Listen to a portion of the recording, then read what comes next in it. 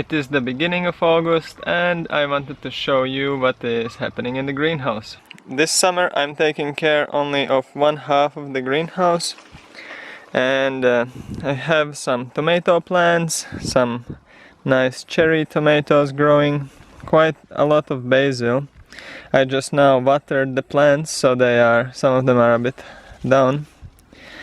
And we have some lettuce here, more tomatoes, then there are some cucumbers, tomato, cucumbers. We have some big cucumber plants this summer from a neighbor's garden. He started some seedlings and gave to me, so these are just like in the shop, you get the same stuff.